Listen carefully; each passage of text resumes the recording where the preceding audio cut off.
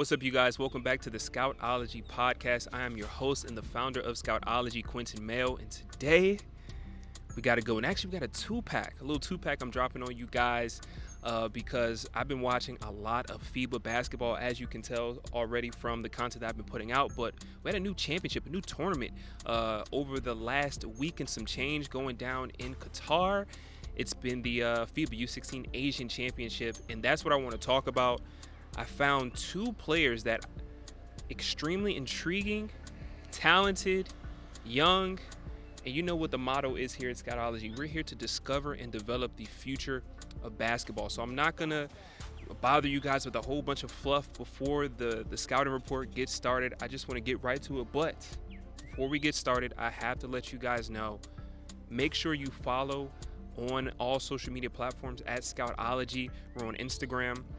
Also, you can go ahead and follow or subscribe to our Substack. That is where the full scouting report will be available. And when I mean full, I mean the video, the audio for the podcast, and the 10 category scouting breakdown, scouting report that I provide with all of the players that I scout. You can only access that portion plus the audio and the video on scoutology.substack.com. And while I'm on that topic, on that subject, I want to thank all of you guys for the love and support that you have shown thus far.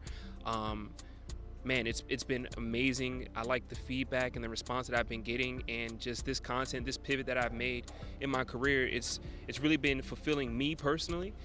So having your support and having you guys, contribute to the content and leave your thoughts and opinions and just share the stuff, it really means a lot. So thank you so much. Abdulla Yaseen. You read the title, so you really know why we're here. I don't know why I act like the name is such a mysterious thing that I have to keep from you guys until I'm ready to talk about him. But Abdulla Yaseen, point guard for the Qatar U16 national team, 15 years old. He's playing up, very impressed by him. So let's go ahead and jump right into it. 20.3 points per game. He was the third highest scorer in the Asian Championship in Qatar.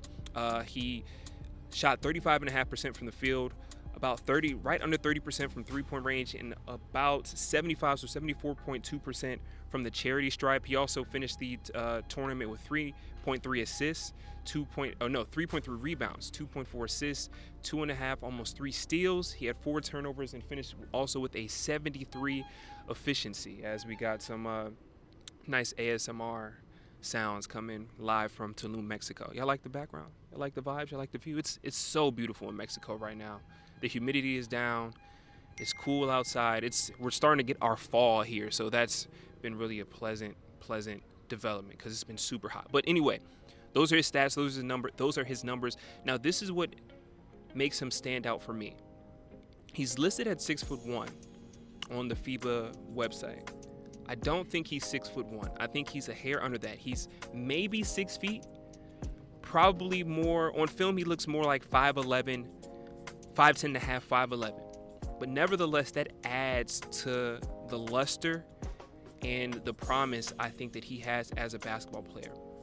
For you to be 15 years old and an undersized point guard and be the third leading scorer in the FIBA U16 Asian Championship, I think that says a lot. But what makes it even more impressive is the way and the fashion in which he's scoring these points. He is a bona fide shooter already at his size. That is what jumps out to me and what leaps out to me on film. And of course, if you're watching on YouTube, I suggest you watch the YouTube videos, or you're watching this video on Substack. Watch the videos and watch the clips that I'm including while I'm talking about the player, so you can get a true understanding of who this player is and what he brings to a team. He can shoot the ball. One thing that I love about his shooting, he is so disciplined. His shot discipline is key. It's money. It's consistent. He's a disciplined shooter. His mechanics are always on point. I wanted to leave this for the last aspect of his shot, but he exaggerates his follow-through. He holds his follow-through and he exaggerates it, and that is really something that you don't see often in young players. You got the Steph Curry era of players that we're coming up in, where you're flicking the ball, you want to look cool, you want to turn around, you want to run away. You don't typically see players still exaggerating their follow-through, holding their follow-through all the way through the rim, and that is what he does. Not only does he exaggerate his follow-through, he has a quick release, really high arc on his jumper, so he can get, quick release and a high arc. That's that's key for him as a shorter basketball player, a shorter lead guard, because it allows him to get that basketball over taller defenders. And that is something that has been super impressive to watch. He's been around the perimeter and had guys switch off on him, bigs, forwards. I mean, a lot of guys are taller than him, but none of the defenders that he's faced with necessarily dissuade him from getting his shot off. And he knows that the best way, the best way for him to impact winning is through his jump shot, is through shooting from the perimeter, and he does that really well. Now, I know you look at the numbers, shooting 29.7% from three-point range. He was shooting 9 attempts per game, like 9 threes a game. Like, he's a high-volume shooter. And to add more context to Qatar's national team, it was him and another player that I'm going to be talking about in the two-pack, Muhammad, who were doing and had the lion's share of responsibility on their shoulders in terms of point production.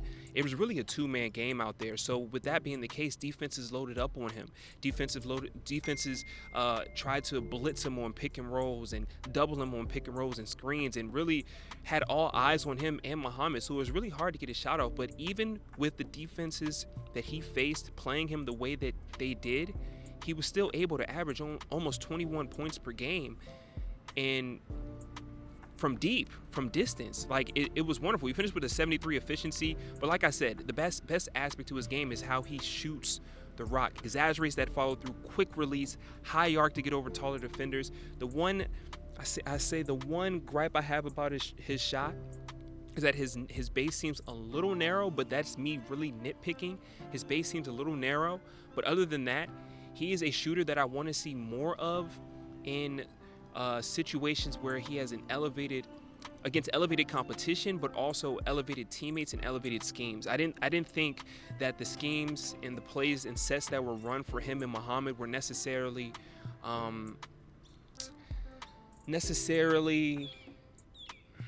putting them in the best situations to be the best versions of themselves. But I think that just speaks a little more to the coaching staff having to deal with the talent level that they did have. But still, I would like to see him more, because I think that shot can translate, especially at his size and his age, to more meaningful basketball. He's 15 years old, but he has a shot that I'm like, okay, what we talk about on this podcast all the time is, what can you do? What are your skills? Do you have the fundamental skills of basketball? We can talk about athleticism. We can talk about those things, but can you shoot the ball? Can you put the ball in the basket? And that is something that Abdullah can do, and his mechanics, they really just make me happy. Not only can he shoot the ball, catch and shoot, he's money, but he can also shoot off the dribble. He has a nice pound dribble snatchback, or a pound dribble pullback that he pulls out and makes defenders look silly. That he can, the snatchback and the pullback, those are the hardest shots to take and make in basketball, because your momentum is going forward, and not only are you snatching your momentum backwards, but you have to keep your shot discipline and your mechanics integral to get the shot off. It's not an easy thing to do, these snatchbacks and these pullbacks that you see so often, and that is one thing that Abdullah seemingly has no problem with, is the pullback jumper. And I was really impressed with that. He makes defenders look silly when he does that, but he likes to shoot off the dribble. He can do that as well as catch and shoot. He is money. I love his celebration when he hits a three. Gives me a little Jeff Hardy three celebration. I really started catching myself doing that alongside him when watching him take and make shots during the U16 Asian Championship. And also, speaking about the pullbacks and the shot creating ability, alongside the pullbacks, the snatchbacks, he has a sidestep that he incorporates. He really likes a hesitation pull-up jumper going left, and then he loves. He has a little in-between game. He has a free throw line extended mid-range pull-up at the elbow that he is able to get off nicely over taller defenders. Mind you, as you move closer to the basket, that's when the defenders get taller. So once he beats the first level of defense, or gets around his man, or uses a screen to come downhill, he gets to that elbow and he's able to still, at his size, get a mid-range jumper off. He has nice elevation for his height and has a nice release, elevating that elbow through the jumper and then giving me cookie jar. And it's just nice. It's nice to see a skillful jump shot from a player of his size, but also the confidence that he has at his size and his age. it's just something that you don't often see. I'm already running up on my time. I got like 56 seconds left, but we're gonna keep going because I have a few more things I want to say about him.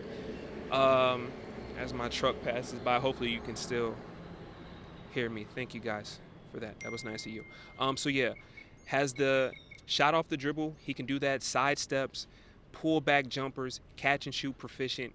All that check, and check. Elbow jumper, likes to get that going right, likes the hesitation pull up left around the perimeter. He can knock that down for you. I would like to see him diversify his handling, his ball handling, and his variety in his dribble. A lot of times in pick and roll sets, when he was getting blitz, his escape dribble was a hesitation and a essentially a retreat dribble backwards with the hezi. But if he could get more creative, and that just comes with development, that just comes with drilling, skill, coach work, and all that stuff. If he can stay in the gym, oh, my timer's up, and I just saw some mean lightning in the distance, but we're gonna keep rocking out real quick. This is called commitment. I'm getting a little nervous out here. It's supposed to rain. I just saw lightning in the distance, and I'm already over time, and my camera is telling me it's overheating. Well, let's keep going. I want to see more variety in his handle, especially in the escape dribble aspect of his game. A lot of times, like I said, when he's getting blitzed, he typically is escaping backwards. I would like to see him have more confidence in his dribble to split through double teams and penetrate, get more downhill instead of retreating backwards.